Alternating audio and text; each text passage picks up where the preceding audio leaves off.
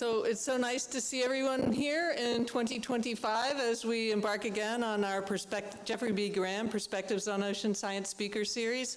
My name is Cheryl Peach and I coordinate this series. I think as many of you know, Harry sends his greetings. He was unable to be here this evening, but he did ask me to make a couple of announcements. The first is, as you all know by now, we have the big construction project going on just behind you. Soon, not soon enough for a lot of us, but soon, the end of May, we plan on reopening our new Living Seas gallery, which will allow you to really enjoy the live animals as you always have at Birch Aquarium, and we're really looking forward to having you come and enjoy that. We also are starting this series, which is a three-part series that's actually focused on the exhibition that I hope you've all had a chance to see, Embodied Pacific Oceans Unseen. This is an exhibition that's a collection of artistic works that views oceanography and indigenous science through the eyes of contemporary artists and scientists. And so this three-part series is dedicated to that. And we're very fortunate this evening to begin the series with a real showpiece in this exhibition, Superradiance, Embodying Earth, by artist and musician Memo Akten and artist, writer, and curator Peyton Hofstadter. Together they created what is truly a masterwork, and it's a centerpiece, as I said, of Embodied Pacific. It's really a pleasure to have them with us today. And so Katie and Memo, it's really delightful to have you here. As usual, we'll have them introduce themselves through a video production done by our talented producer, Michael Taylor. And so please, welcome, and thank you so much for starting off our series.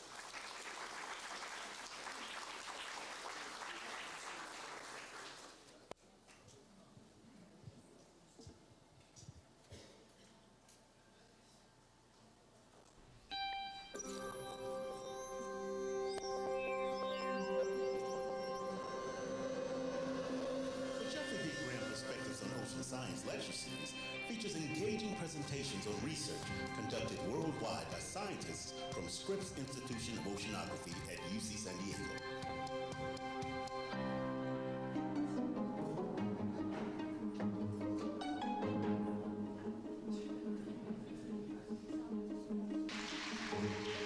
Scientists at Scripps are exploring Earth's mysteries and hundreds of research projects underway on every continent. Learn about science at Scripps and join researchers on their paths to discovery.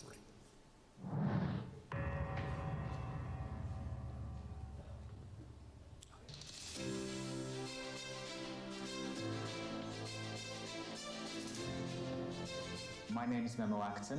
I'm an artist and a musician, and I'm also assistant professor here at UCSD in the visual arts department, professor of new media and computational arts. I'm Peyton Hofstadter. I'm an artist, writer, and curator. I taught for 10 years at Parsons The New School and at FIT. I taught professional writing for the arts, different types of writing with art students, and curating and public programming. I was born in Istanbul, Turkey, and I grew up there. I went to university in Turkey, but then I left when I was 21 and I moved to London. And I lived in London for 21 years. So I spent nearly all of my adult life in England, and then I've been in California since 2021. And I grew up in Macon, Georgia. I moved to New York after college, and I was there for 15 years. I ran a collaborative studio space there, and I moved to Southern California about 3 years ago.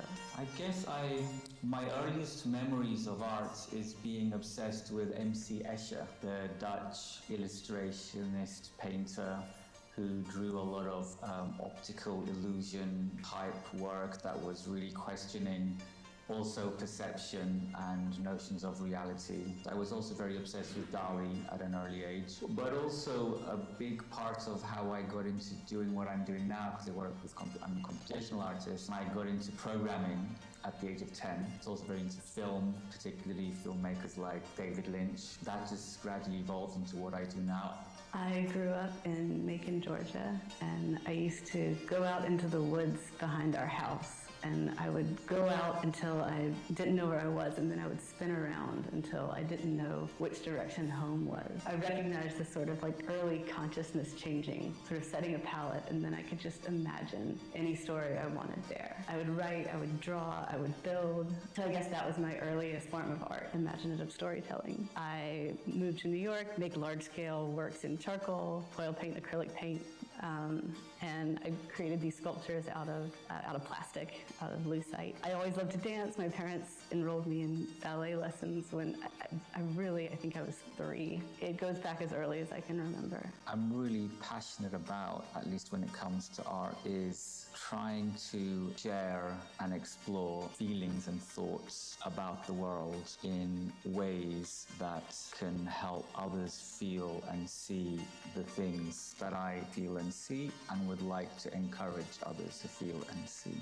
Thinking about those early times, I would want to create these worlds in my head, and then I'd want to tell people about them. So I'd write down the story, or I'd try to draw what it looked like. And I think that's carried through to today. I've made various forms of public artwork, trying to bring messages. It's hard to imagine anything other than what we live in right now. One job of the artist is to imagine those other worlds, sort of hold out that imagining, because we can only ask for what we can imagine. So the conversation about art and technology is an interesting one. I've been working with computers, with AI, I write code, that's my medium. And so this question comes up a lot, art and technology. And art has never been independent of technology. So I have a pretty traditional artistic background. I'm trained in drawing and painting and writing and dance, and all of that is incorporated into this piece. But I'm interested in the intersection of art and emerging technology, especially because I think that working with emerging technology is working with our present. It's working with our near future and the way we live today. I'm Memo Akten. I'm Peyton Hofstadter. Welcome to the Jeffrey B. Graham Perspectives on Ocean Science lecture.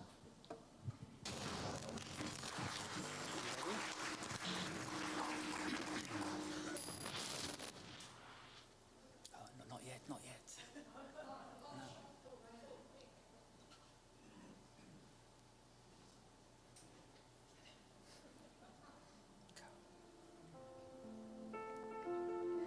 I stand before you today, a collection of trillions of cells, more than half of which are not even genetically human, but other microorganisms.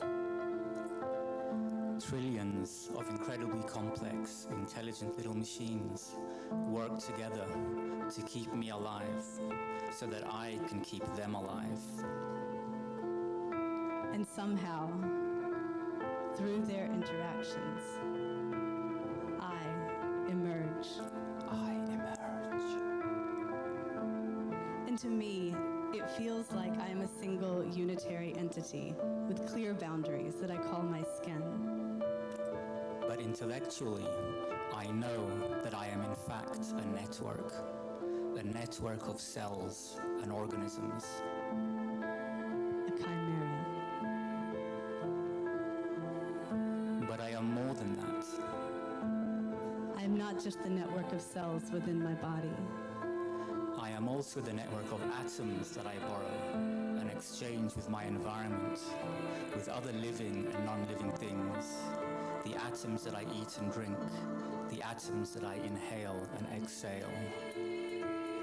Forged in the dying hearts of stars, Exploding into supernova, billions of years ago, billions of light years away, spewed across galaxies to come together, for a very brief moment in time, to momentarily become me. and you. I know I'm part of a living planet, but how can I feel this in my body? Dance is one of our earliest biotechnologies. We dance to connect to each other, We dance to connect back to the living earth. extend our bodies beyond our skin into the living environment. We dance to remember who we are. I feel like I'm missing something, but what am I missing?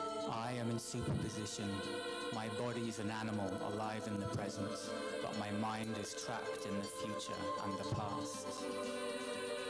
I dance to a pulse inside me that did not begin with me. How do I care for you? I stand before you today, nourished by ancient oceans.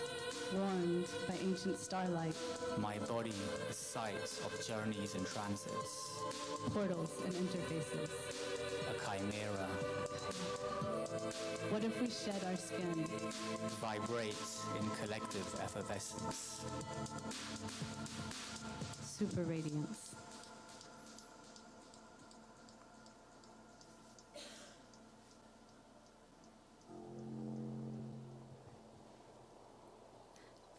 Two miles beneath my feet.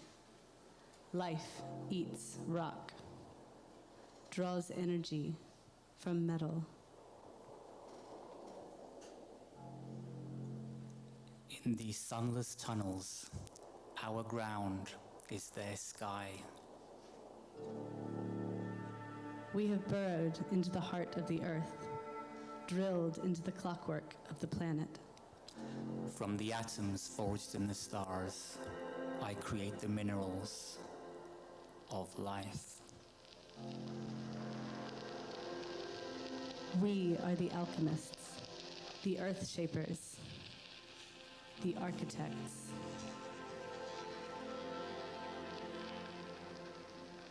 We are the lichen, the fungi, the microbes, the chemolithotrophs, metabolizing rock into soil.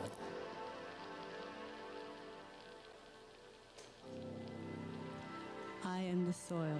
I am alive. I am the rootless plants that retain water. I am the wet sediment that becomes mud. I am the worms that wriggle. I am the cracks that grow into rivers, veins across the skin of the earth. My skin. Soil stands up.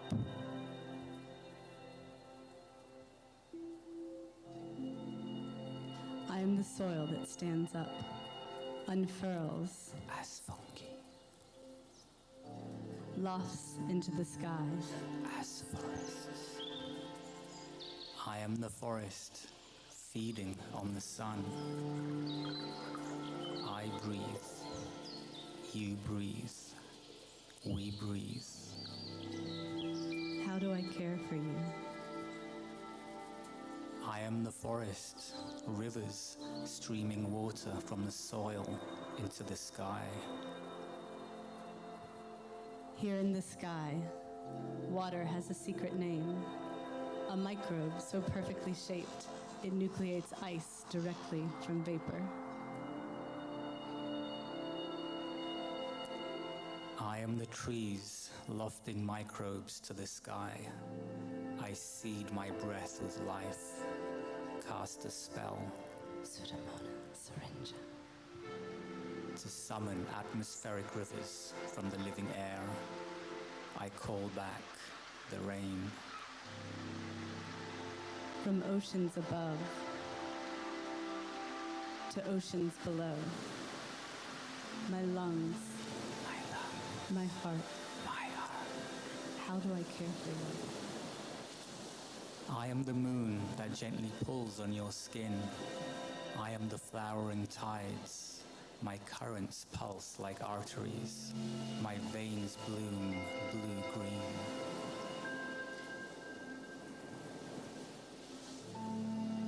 I am the waves spuming with life. I am the spirit in your breath. I am the air-sea boundary, the frisky interface. Dynamic, volcanic, galvanic. I breathe, you breathe, we breathe.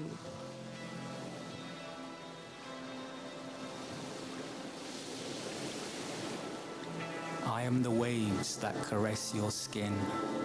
As my body warms, I thrash and tear deeper. deeper into the seabed, deeper into myself, deeper into my past. My fury casts into the sky ancient memories from the deep. Biosediments.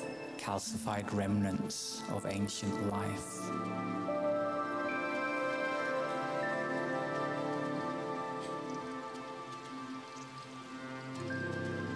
I am the reefs that sing, summoning wanderers. I am the larva of coral and fish drifting in the open ocean. I follow the music of a thriving reef, calling me to my new home.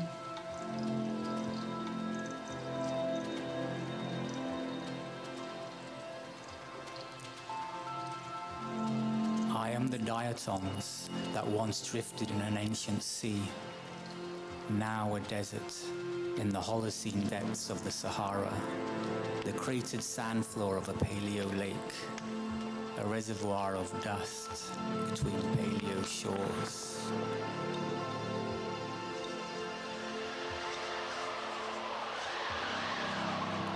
I am the sand, ancient memories of life.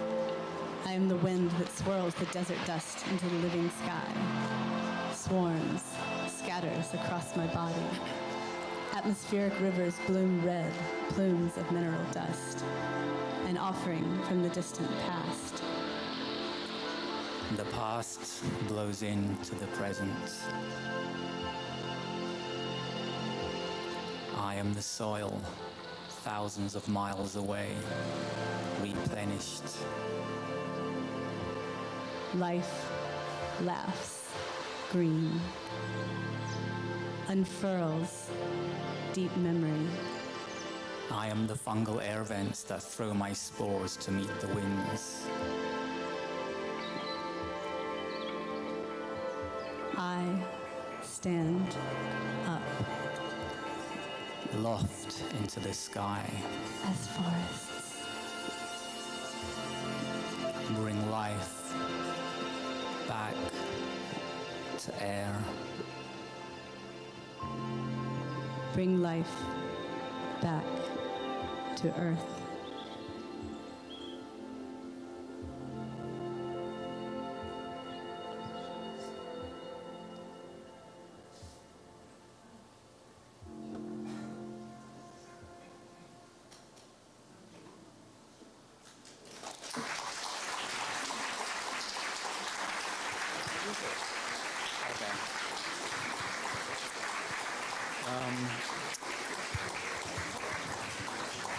Hello, everyone.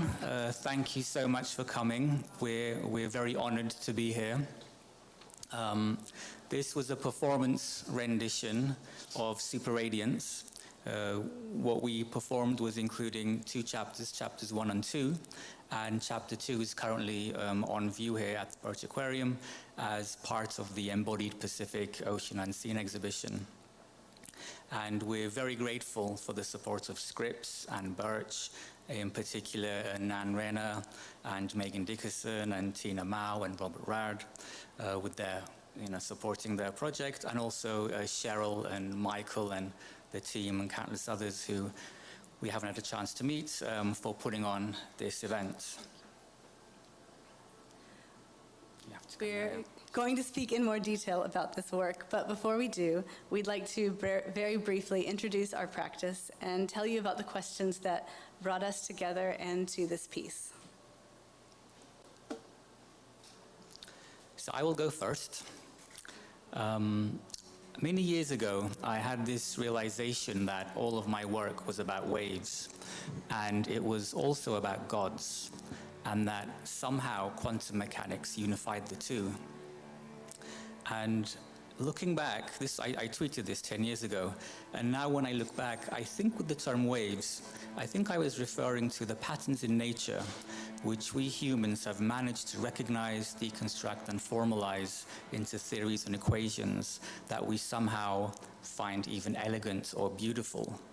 And I think with the term gods, I was referring to those mysterious aspects of nature which we have yet to understand, and the lengths that we go to, the stories we tell in our attempts to make sense of them. And I think with the term quantum mechanics, I'm referring to the fringes of human knowledge which we empirically know to be accurate and can understand through the language of mathematics, but we're not yet able to fully comprehend on a deeper level. And so within this backdrop, in my work, I investigate the tensions between technology, ecology, science, and spirituality. I draw connections between intelligence in nature, intelligence in machines, perception, consciousness, biology, physics, and philosophies of spirituality, ritual, and religion. I'm inspired by nature, or rather the nature of nature, the fundamental forces and underlying processes that shape everything that happens around and inside us. When I look at a flower, I see the nuclear fusion in the heart of the sun, the photons scattering in the atmosphere to create a crimson sky, the photosynthesis that fuels all of life on Earth, the fluid dynamics driving the wind and the waves crashing on the shore, and the complex ecosystems they cultivate via a symbiotic spread of seeds. I study these hidden processes that shape our world, and I develop systems that abstract behavior. And I am fascinated by our capacity to dig deeper and deeper and discover and learn more about the poetry of nature. I write code, that's my craft, so to speak. I write code to create speculative simulations and data dramatizations. I write code to create moving images, experimental animations, sounds. I work with robotics. I create interactive systems controlling robotic lights and lasers. I collaborate with dancers. I collaborate with machines. I build interactive systems exploring meaningful human control. I create visual instruments that augment our capacity for creative expression, immersive environments that respond to human presence, computational systems that allow and foster expressive human-machine interaction. I work with emerging technologies, thinking of these technologies as extensions of our body, as extensions of our mind, thinking about their impact on us as individuals, how we behave and express ourselves, and ultimately their impact on culture, ethics, law, tradition, ritual, and religion. I do think about ritual and religion a lot, not necessarily the old, well-established rituals, religions, or forms of spirituality, but rather their new, evolved incarnations, new spiritual frameworks, new forms of worship, and the values enmeshed with the technologies that we're creating. What I'm really fascinated by is we, who are biologically identical to what we were 200,000 years ago, how do we cope and adapt throughout the crazy technological developments that we've lived through? And I think of rituals as algorithms for the body and mind that transform our mental and emotional state to otherwise unattainable modes of being. And this is why, in a lot of my work, I am trying to capture and convey these sensations that we might relate to as spiritual or even religious experiences. I enjoy treading the lines between comfortable and uncomfortable. I embrace the contradictory complexities of our technoculture. So in my practice, I try to advance critical perspectives on emerging technologies and social power dynamics. At the same time, I also strive to create meditative and introspective environments that nurture a sense of wonderment or connection to the planet, connection to the cosmos, connection to each other and all living beings. Finally, I think a lot about the mind. Human mind, non-human minds, biological minds, synthetic minds, distributed minds. And this is ultimately the topic that I received my PhD in, artificial intelligence. I'm really interested in the technologies and the politics of the technologies and where AI as a concept came from and how the technologies have manifested themselves today in our lives and the social and cultural implications of the path that we're on. But I'm equally fascinated by a more speculative metaphysics of AI as reflections, or rather refractions, of ourselves, as echoes on how we perceive the world and how we make meaning, as a computational lens on trying to understand ourselves, the nature of the mind, and perhaps eventually even consciousness.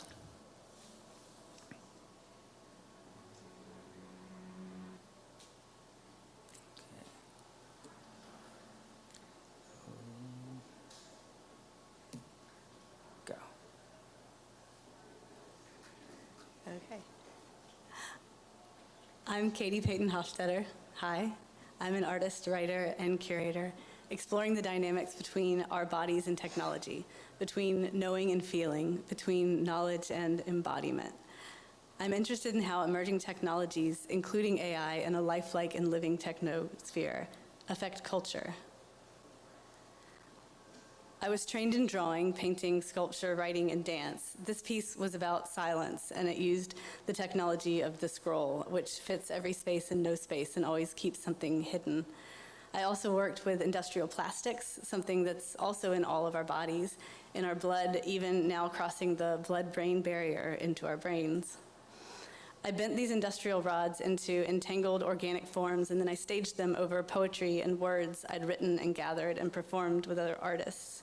So I was combining drawings and sculptures and digital images and performance and projects with contracts, and often combining it all in collaboration with other artists and writers and dancers and poets, like Joseph Quintela. This is their paintings on the wall with my video. It was all very, let's just put everything together and see what sparks. This is at Dumbo Sky, a Brooklyn space run by poet Rachel Eliza Griffiths. But I was also basically running my New York studio as a collaborative space at the time. It was called Peanut Underground, after my dog, and it was a basement storage space in the East Village. My work is slushy. It moves across disciplines. I was given the title VP of Liminal Operations by the trickstery arts activist organization Beautiful Trouble, where I've done work helping to connect art theories to social movements. For the past 10 years, I've been making work at the intersection of art and emerging technology. I first began exploring these themes through a series of interviews, essays, and curatorial projects, as well as public art and education.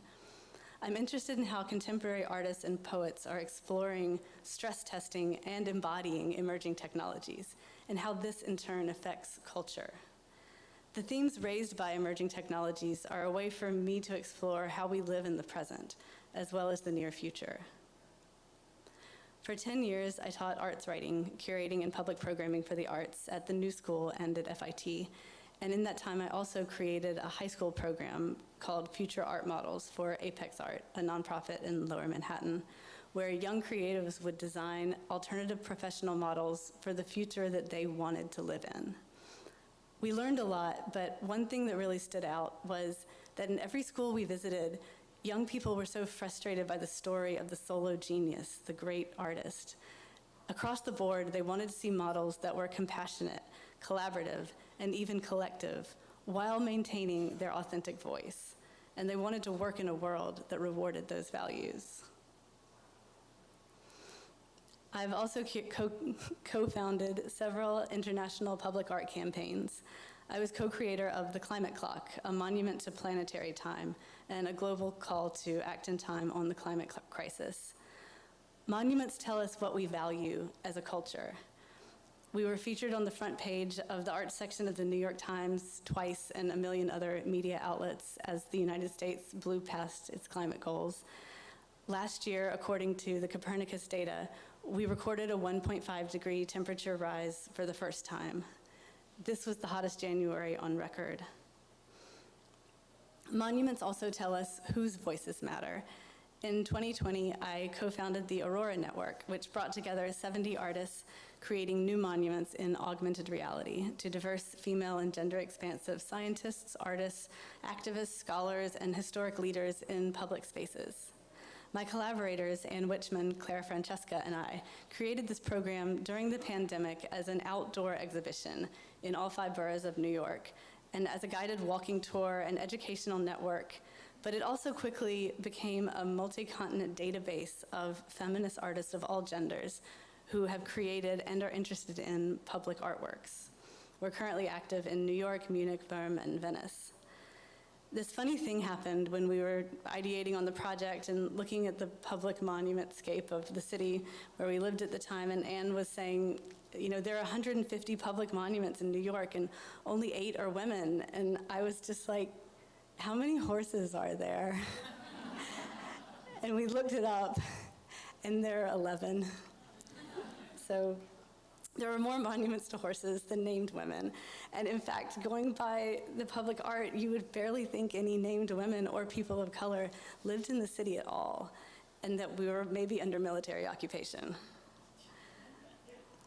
Monuments tell us who we value as a culture, and they also tell us whose voice matters. It's February 2025, so I'll say this. If we look around our public spaces and what we see are bullies, that's a message about whose voice matters, who and what leadership and authority looks like. In 2021, I wrote a long-form essay called Bodies on the Blockchain about artists who are logging biological, genetic, and behavioral information on a digital ledger to invoke a conversation about body sovereignty in our techno-present. I was invited to curate this into a series of exhibitions, first in a virtual space, Epoch Gallery, and then in a physical gallery in Los Angeles, Vellum, and finally for the University Gallery at Cal Poly and the Center for Expressive Technologies. The essay and the exhibition took the premise, technology is moving into our bodies, and our bodies are moving into technology. The stakes are high. Will we double our health spans or create a stratified techno-dystopian Gilead?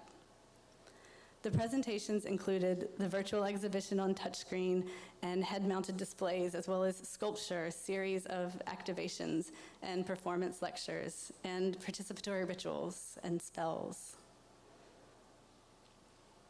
The question running through all of this is a question of embodiment. Knowledge about the magnitude of the problems we're facing does not alone create the mindset to solve them. What does? This leads me into collaboration with Memo and the creation of Superradiance.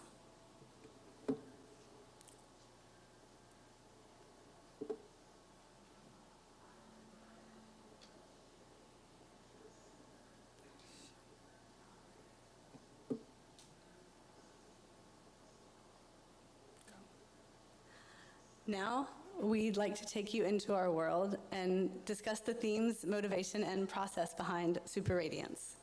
Superradiance is a multi-screen video and sound installation and film that invites the viewer to extend their bodily perception beyond the skin and into the living environment. We realize there may be a preconception that artists working with AI simply say, "Computer, make me a beautiful art, very detailed, magical." We're going to take you through our process, which combines poetry, dance, and insights from neuroscience, woven together with code, simulations, and generative AI. And spreadsheets. Lots of spreadsheets. We are deeply embedded within complex webs of life. It's one thing to intellectually know this, but how can we feel it in our bodies? We drew upon the idea of embodied simulation, a cognitive phenomena where, as you observe another person moving, you feel their movement in your own body. As Vittorio Galesi writes, the objectual other becomes another self. Dance is one of our earliest biotechnologies. Through ritual and ecstatic dance, we dance to experience union with the universe directly. But now we'll begin with another ancient technology, poetry. After months of research, we began to draft the initial outline of the script during a residency at Stochastic Labs in Berkeley. Most mornings, this process began in the woods with long forest meditations and walks, and we began with the premise of a living earth, holding space for intelligence both within the self and distributed across the planet. I am a body. I am also a multitude of smaller living bodies. I am a body. I'm also part of a greater living body, a planetary body. In developing the narrative, which would be an interplay between language, choreography, and imagery, we explored how to represent this multitude of selves. We wanted the piece to reconnect us spiritually to this body, to help us understand what exists within the perceived boundaries of the skin is only part of the story. So we laid out all our ideas on a table and eventually wrote the script. And then we used this poem to also inform the rhythmic flow and also of the dance and choreography.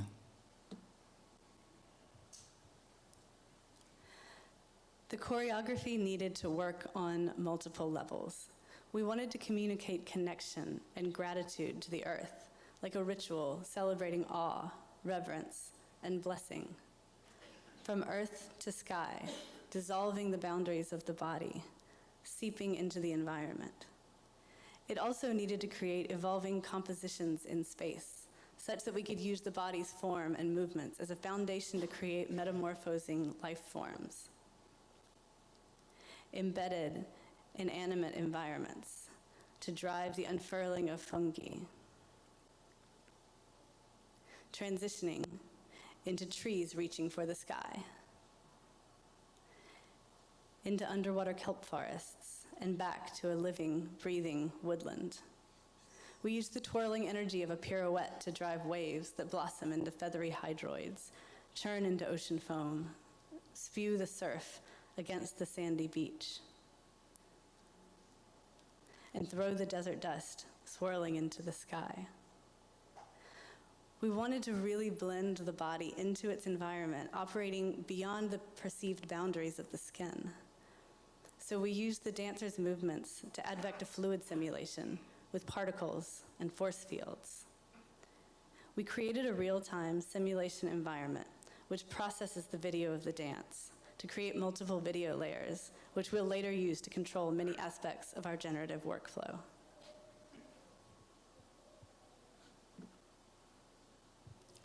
We brought our dance video, which was Katie, into a node-based programming environment called Touch Designer. And each of these nodes does some basic processing on the video, like creating a silhouette mat. Here, each silhouette has a different color, and this allows us to treat them and their environment independently. When we're working with the AI, we'll talk about this shortly later. We also do things like detecting edges, calculating movement and movement velocity. And then a few steps later, all of these go into a fluid simulation and eventually into several particle simulations. And the particles create a visual link between all of these different environments. They also represent the continuous presence of life, from scene to scene, from schools of fish to lichen to stars to microbes, those tiny living creatures that exist in every environment on Earth. Each of these nodes have dozens, sometimes even hundreds of parameters.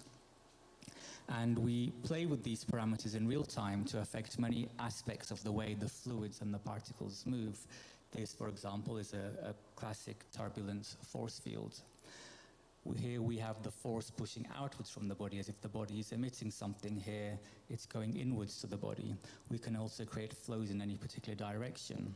And the way that the fluid and the particles move affects how the final imagery move, for example here, rising to the top. And in addition to playing with these parameters in real time, we also keyframed them and locked them to a timeline to synchronize with the development of the narrative and the script. And from these simulations, we export multiple video files, which we will use just now as layers or masks to control many different aspects of our generative AI workflow. Currently, the piece consists of 2 chapters. Both use the dance and simulation as a starting point, but after that, we use very different pipelines for each chapter. Chapter 1, Embodied Simulation, meditates on the idea of the body and the self as a transient assembly of cells, microorganisms, and cosmic matter, temporarily organized to give rise to what we perceive as a body and a self. For this chapter, we carefully selected keyframes from the edited dance and simulation video and exported the frames from the fluid and particle simulation. We then hand-painted these frames to create compositions with the color and content that we wanted. We used a custom generative AI workflow to transform these hand-drawn images into organic life forms, taking the color and composition from our drawings. We developed another piece of custom software to animate these creatures and bring them to life, using the movement from the dancer and the fluid and particle simulations as a driving force. The final effect, we hope, is to create a sanctuary, framing dance as an ancient biotechnology, a primal, unifying act that connects us to each other and to the living world.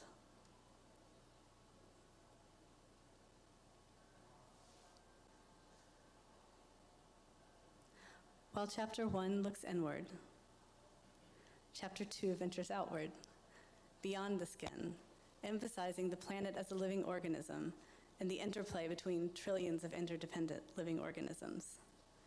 For this, it was important that the body was now embedded and entangled with the living environment.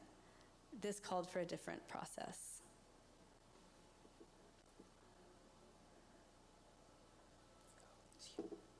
We worked with researchers at the Scripps Institute of Oceanography, both for conceptual inspiration and research data in the form of images.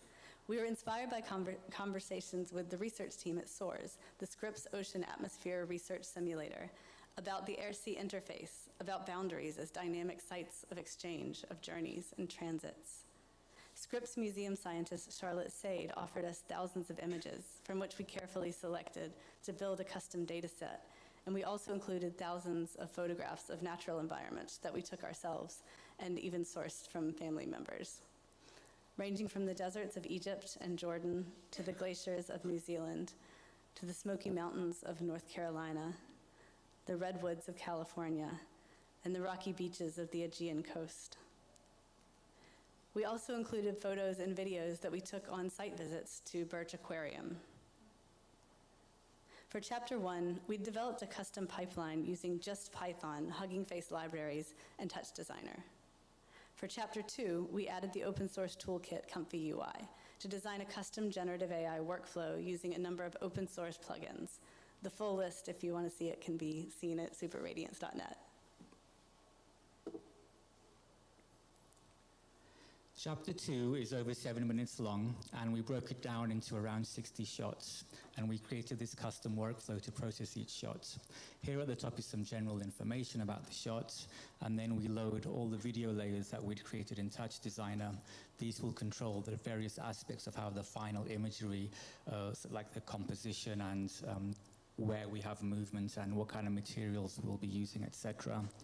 We then create a series of masks for these technologies called IP adapters and control nets, which I'll talk about shortly.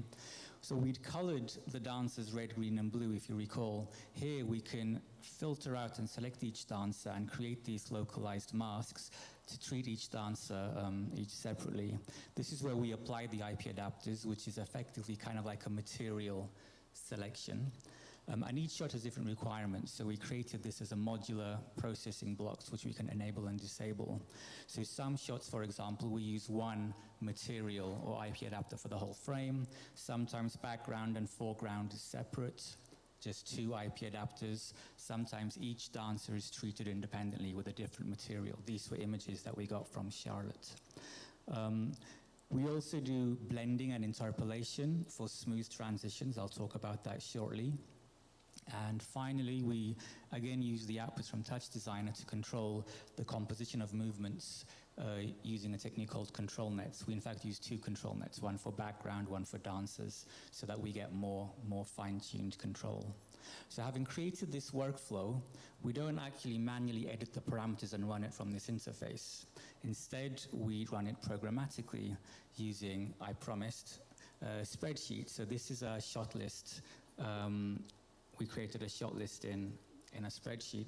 Each row here represents a shot where we specify the information and settings that define how we want that shot to be processed, like start and end times, the lines of the poem being spoken, an optional prompt that we can use, the IP adapter configuration, control net parameters, sampler settings, a whole bunch more. Again, we use custom software which loads and runs our Comfy UI project for each shot, individually applying the settings from our spreadsheet. Each tab at the bottom is a different run, and we did lots and lots of tests. You can see the red column there is all our feedback. We tried things, tried different IP adapters, foreground, background, control net weights and timings and guidance scale, etc. In all of these runs, the settings remain fixed throughout the duration of the shot. Once we have a configuration that we like for the shots, we group them into chunks. When we run a chunk, all of the settings, including the IP adapters, are interpolated so that we get these long, continuous sequences which are smoothly evolving. Delving into the rich symbiotic webs of our living planet, Chapter 2, Embodying Earth, journeys beneath the surface where life metabolizes rock into soil.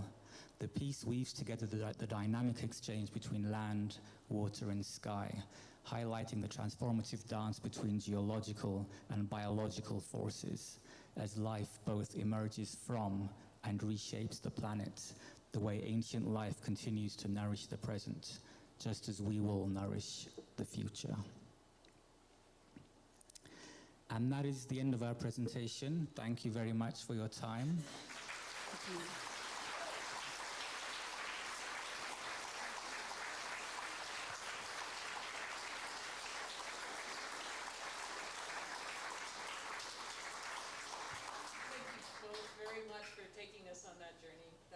Thank you for having us. Spectacular, and enjoyed the insight into how you created this really wonderful piece of work. So thank you. We do have time for questions.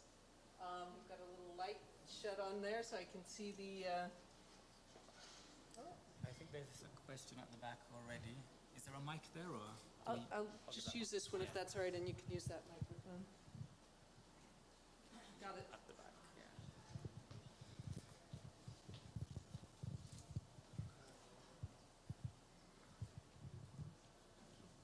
Hi, did you say how long it took from conception of this idea through fruition of the end program?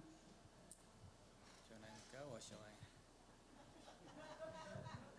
It's difficult to say an exact time because these ideas are bubbling like many, many years. Like a lot of these ideas of distributed intelligence and thinking about being embedded in, these, we've been exploring this space for many, many years. But I can say if you talk about actual production where we say, okay, we sit down, even that's difficult to say because... When did we record the dance? We recorded the dance in December 2023, and the piece was finished September 2024. So I guess that is a good way of framing it. She's the brains of the duo.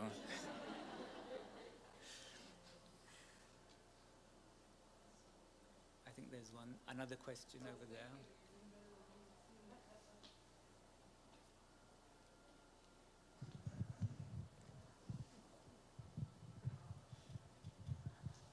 Hi, thank you for the talk. It was really good.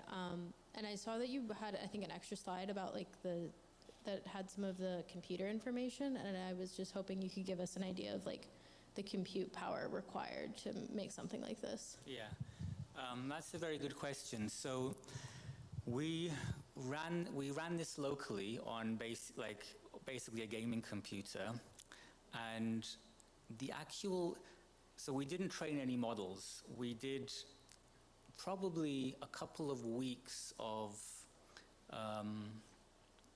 the actual running was probably a couple of weeks of a gaming computer. We used a pre-trained model as a foundation, and then so with this IP adapter technique, that allows us to use a pre-trained model that has a lot of that kind of layers built in, but then we can use the images that we're using to guide the final output. The actual energy usage of training one of these models from scratch is humongous. But yeah, we just used pre-trained models on a local computer. Thanks. Yeah, did you also compose the music for the soundtrack? Okay, good question. So I did the music for Chapter 1, which is the piano and choral piece. And then this, in the performance that we did, it was only 3 minutes. The full version is actually, they're both 7 minutes, but for this performance we cut down chapter 1, so I made the music for that. The second piece, which looks like this, that was composed by a Dutch artist who goes by the name of Machine Fabric, who I discovered on Spotify maybe 7-8 years ago, and I've been collaborating with, I just reached out to him and I've been collaborating with him pretty much every year now. And Yeah. I'll just say, on the website, or actually here at Birch, well, no, not chapter 1. On the website, you can see the full chapter 1, which is 7 minutes, which has the full score that Memo wrote. And he was going through some old music he'd written in the past, and I heard these 2 pieces, and we just hired a composer for the second chapter, and I was like, we have to have those for the first chapter. Like, you're composing the music. I wanted to get Rutger, Machine Fabric. He did chapter 2. I wanted him to do chapter 1 as well, and Katie convinced me to do chapter 1. So please go to the website and watch the full chapter 1 so you can hear it. It's beautiful. Thank you. Unbelievable stuff. I love it. I'm wondering if you're looking at all these stretched geometries and so on, where you're playing around with things. Have you begun to explore fractional dimensions, fractals, in your work? I have played with fractals a lot. Of course, one can get lost in fractals, especially when you look at like the code or like the algorithm of just 2 or 3 lines, and it creates this infinite complexity. And nature is, of course, fractal-like. It's self-repeating on many, many different scales. So with this project, we didn't go there, but it is definitely something which is fascinating to explore. Yeah.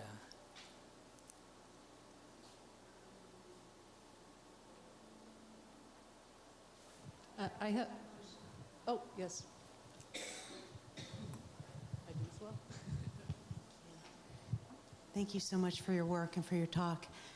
So many people these days are worried about AI, and I'm wondering, what is the conversation in your community of people who are using AI for good, using AI to expand our perspective and our perception on the world? All right, I'll take this one. In our community, I think what we see is a lot of, I call it stress testing, embodying, like really trying to understand the effect of these technologies, not just on our culture, but on our bodies. And that's definitely something we wanted to wrestle with here. We know that AI can do a lot of good, and I can let Memo speak to some of those projects, medical applications, protein folding. We also know that when we embed values in a system, that system contains those values.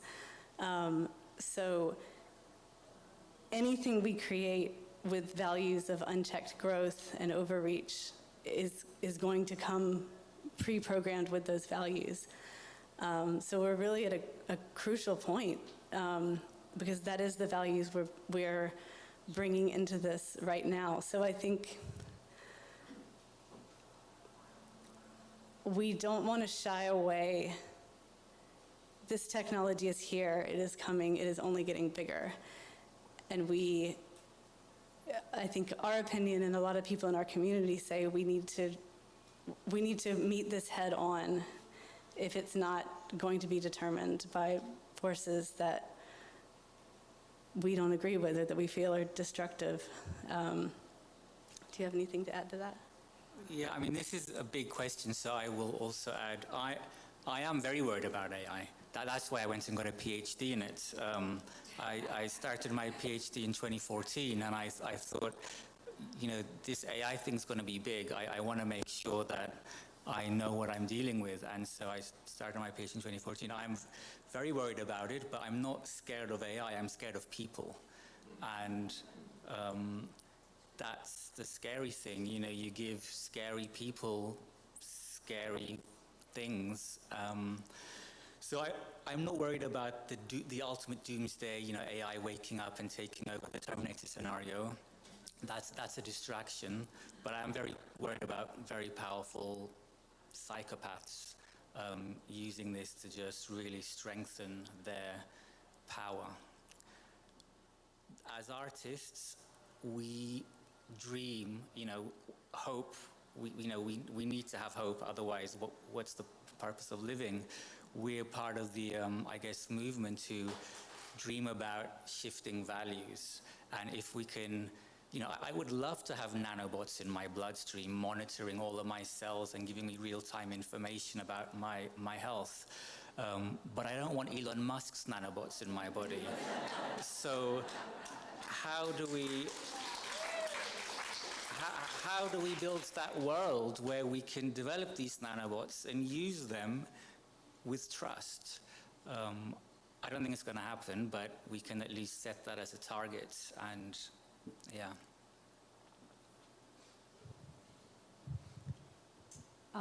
Thank you so much for that answer. My mind is blown. This has been really, really ephemeral, magical. Now the question is, you both have practices before Superradiance as solo artists, and I'm wondering the collaboration, like how did it change you? So I think I'm going to get answers from Katie and Memo separately on this. Okay. You want to go first? Want me to start? Yeah, I love collaboration. I love when you start riffing on something and all of it just gets bigger and bigger and bigger, and then the ideas feel like they're, you know, you wake up thinking about it, you go to sleep thinking about it, you dream about it. And this was that kind of collaboration. We said we recorded the video last early winter. We started talking about it probably the months before. And one big part of the process that I loved was just reading together. Just like we just couldn't read enough. We couldn't get enough of like, hey, what about this? You have to hear about this. And something that anyone who's collaborated before probably knows is it's one thing to learn something, it's one thing to read something, it's another thing to talk about it with someone else, it's another thing to try to teach someone, and that process was just happening over and over and over again between both of us. And it was just something, you know, this time that it just felt so intuitive. And I think also like both wanting to bring out the best in each other's abilities. Sort of, there might be something, you know, like with the music, Memo was going to hire a composer, and he's going to blush about this, but I heard this music he'd written years ago, and it's so beautiful. Like, when you hear it's so beautiful. And he wouldn't, I say this, he wouldn't have included it. It took me hearing it to say, please bring this talent in. And I feel like that happened over and over again.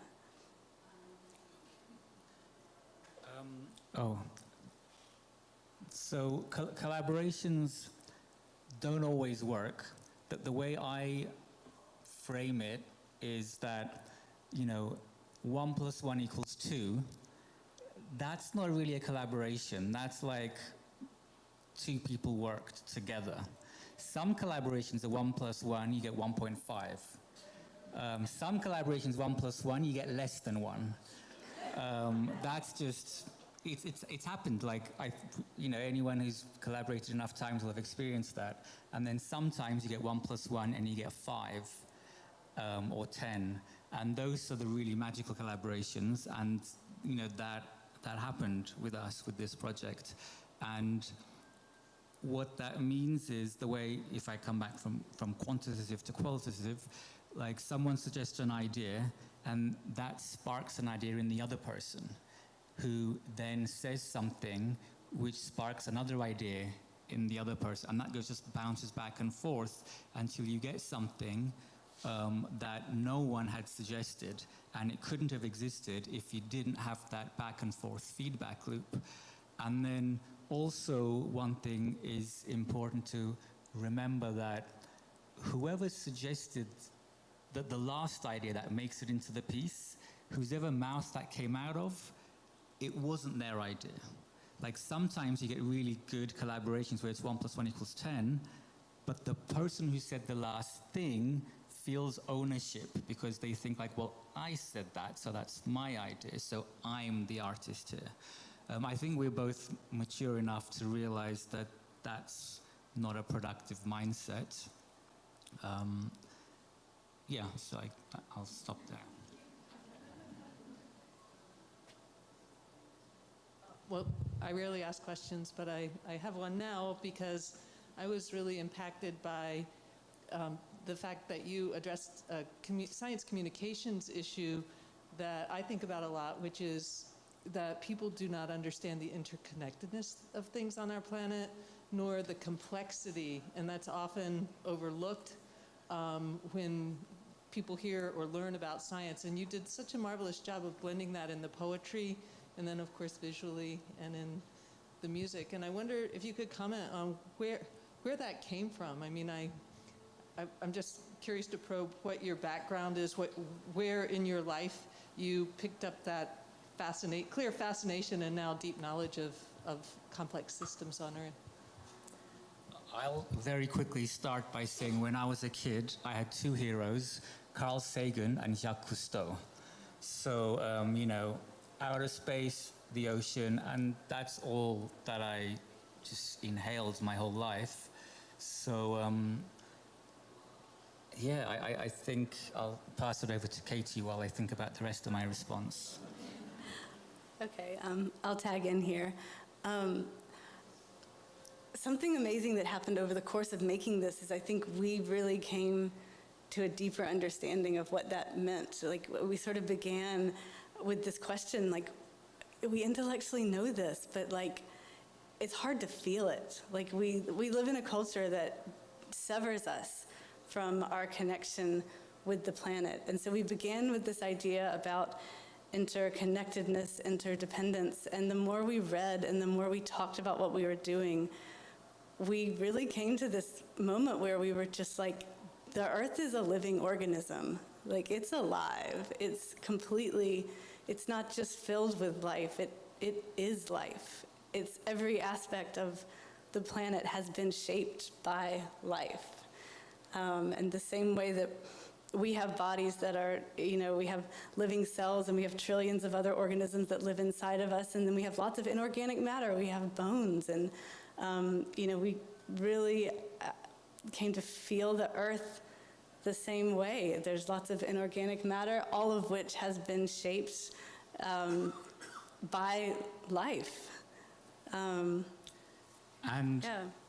really, it's a kind of, it's a framing. So we started thinking about not as we are on Earth, but Earth is the living organism and we are part of Earth. Like, you know, soil stands up and becomes trees. We, you know, it's in all the old religious textbooks. We are created from dirt, and to dirt we will go back. You know, this isn't just philosophy, this isn't just theology, this is, you know, scientific fact, right?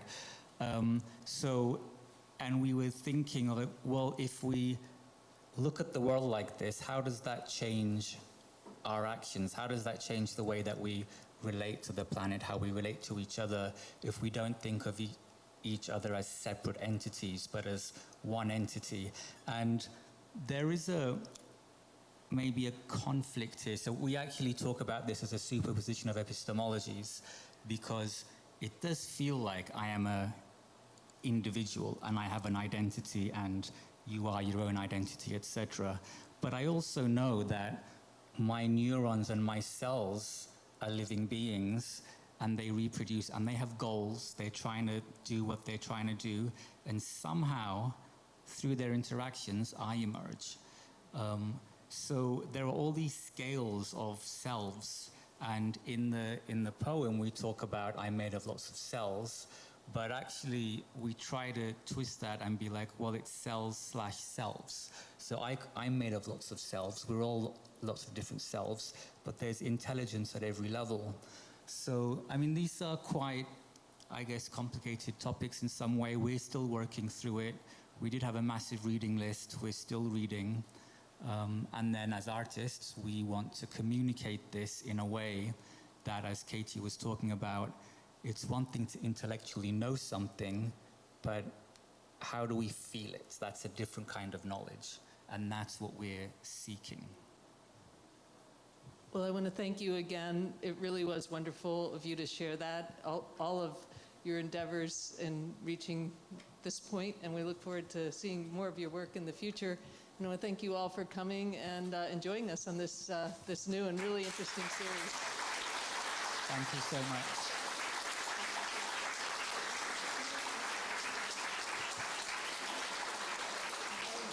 We hope to see you next month, where we will celebrate Women's History Month with a look at research conducted on Scripps Pier with a focus on women scientists and artists. Thanks very much. Please drive safely.